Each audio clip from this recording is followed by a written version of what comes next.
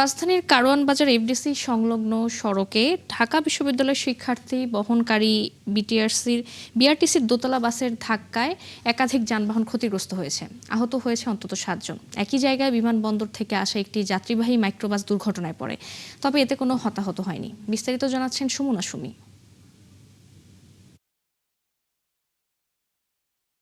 ঢাকা বিশ্ববিদ্যালয়ের শিক্ষার্থী বহনকারী খনিকা বাসটি বুধবার সকাল 8টার দিকে এলিভেটেড এক্সপ্রেসওয়ে থেকে এফডিসির মোড়ে দ্রুত নামার সময় চালক নিয়ন্ত্রণ হারিয়ে ফেলেন।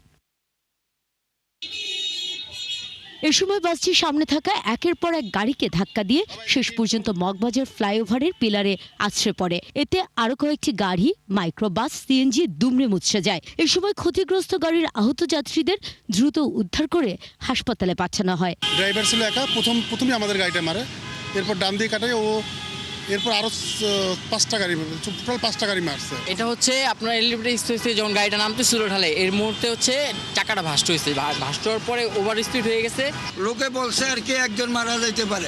বিশ্ববিদ্যালয়ের বাসটির ফিটনেস নিয়েও প্রশ্ন তুলছেন ভুক্তভোগীরা। ফিটনেসবিহীন গাড়ি, তাও আবার ঢাকা ইউনিভার্সিটির বাস, যেখানে পুরো বাসের মধ্যে ছাত্রছাত্রী ভরা আছে, তাদেরকে নিয়ে এইভাবে ফিটনেসবিহীন বাস কিভাবে রাস্তায় চলাচল করে, এটা আমার বোধগম্য হয় না, বুঝছেন। যদিও এ বিষয়ে বিআরটিসি কর্তৃপক্ষ বলছেন এ ধরনের দুর্ঘটনা স্বাভাবিক। অ্যাক্সিডেন্ট তো অ্যাক্সিডেন্ট, এটা পৃথিবীর সকল গাড়ি রোডে চললে অ্যাক্সিডেন্ট হয়। তা আমার গাড়িটা বিআরটিসি সড়ক পরিবহন কর্পোরেশন গাড়িটা ওই ঢাকা বিশ্ববিদ্যালয়ের স্টুডেন্ট নিয়ে যাচ্ছিল।